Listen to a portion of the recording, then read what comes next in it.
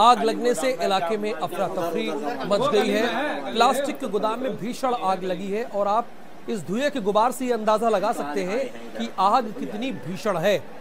आग लगने के कारणों का पता फिलहाल अभी नहीं चला है।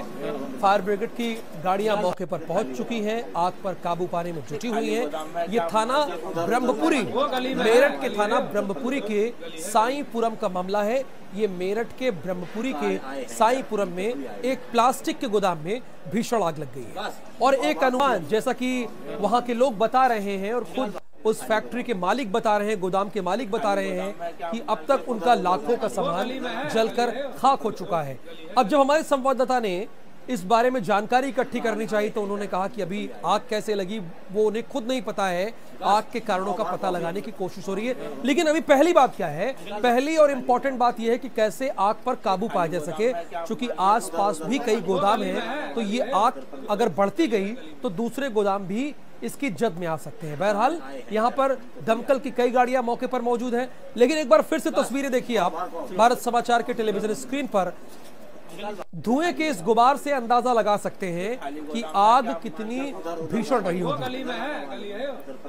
शोएब इस वक्त हमारे साथ जुड़े हुए हैं फोन लाइन पे।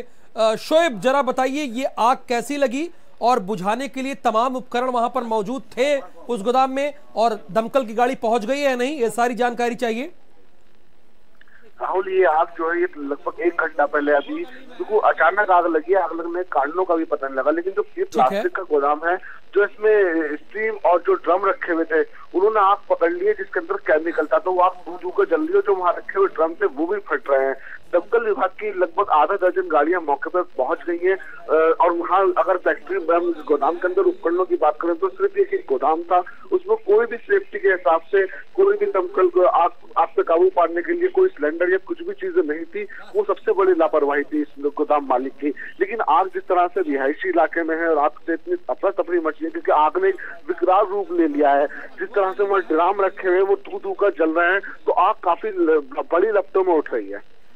चलिए, बहुत शुक्रिया शोएब इस पूरी जानकारी के लिए। एक बार फिर से हम अपने दर्शकों को तस्वीरें दिखा रहे हैं। धुएं के गुबार से आप अंदाजा लगाइए कि आग कितनी भीषण है। शोएब ने भी बताया कि आग कैसे लगी है, इस बात की जानकारी फिलहाल अभी नहीं पता चला है, लेकिन पहली कोशिश ये है कि आग पर काबू पाया जाए और उसी कोशिश में दमकल की कई गाड़ियां लगी हुई हैं और एक अनुमान के मुताबिक अब तक तकरीबन लाखों का सामान जल गया। देखिए, अंदर की तस्वीर भी हम आपको दिखा रहे हैं। अभी तक तो आप बाहर की तस्वीरें देख रहे थे, ये गोदाम की अंदर की तस्वीरें हैं। अब सबसे इंपॉर्टेंट बात यह है, जिला अधिकारी को और फायर अधिकारियों को ध्यान ये देना चाहिए कि क्या इस गोदाम में आग लगने के बाद उससे निपटने के जरूरी उपकरण इनके पास थे या नहीं थे, फायर फाइटिंग सिस्टम इनके पास था या नहीं था, और अगर नहीं था तो फायर विभाग ने कैसे इन्हें एनओसी दी।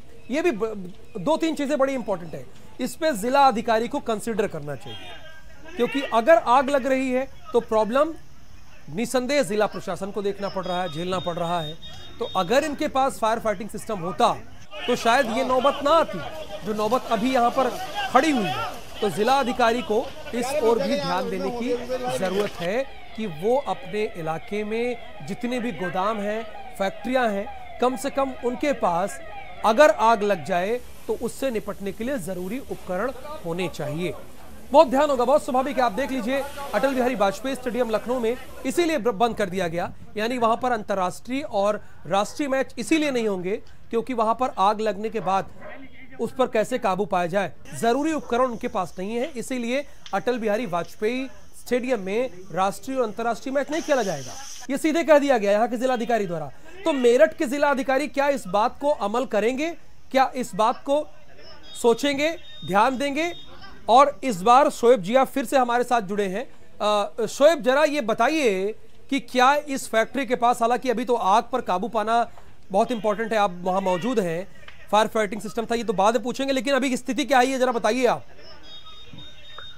राहुल, जिस तरह के इलाके में आग लगी है उसका जो एक ऑडिट है, एक यहाँ पर एक जांच होनी चाहिए कि ये इतना बड़ा गोदाम बना देते हैं, लेकिन कोई प्रशासनिक अधिकारी की अगर हम बात करें मौके पे नहीं पहुंचता, ना ही इसका मुआयना करता है कि वहाँ पे आग बुझाने का उपकरण है या नहीं है, या सेफ्टी के हिसाब से कितने, क्योंकि जहाँ पर ये आजकल गोदाम बने हैं वो रिहायशी इलाकों में बने हैं। ये भी एक गोदाम है जो आसपास इसके काफी घर हैं, काफी इलाके रहने वाले हैं जिनकी जानों को खतरा है। तो जिला प्रशासन जो है इसका उससे पूरी तरह से इसकी जाँच करनी चाहिए। अभी आग पे इस समय जो प्रशासन है वो फोकस है, क्योंकि आग ने एक विकराल रूप ले लिया है। पास में पड़े हुए जो उसमें केमिकल था और जो ड्रम थे वो लगातार बार वो आग पकड़ रहे हैं, तो इसलिए वहां तक किसी का जाना भी इस समय मुमकिन नहीं है। आग पर सिर्फ दूर से फायर ब्रिगेड की गाड़ियां पानी डाल रही है, क्योंकि किसी एक बड़ा कोई हादसा ना हो जाए यहाँ पे, जिस तरह से गोदाम बना हुआ था। तो जरूरी सी बात है, इसके अंदर कोई सेफ्टी नहीं थी और कुछ ये तो ठीक बात है। आप शोएब ये भी बताइए कि क्या आसपास रिहायशी इलाके हैं या गोदाम ही है?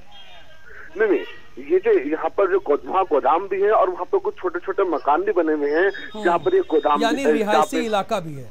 बहुत शुक्रिया इस पूरी जानकारी के लिए शोएब। आगे बढ़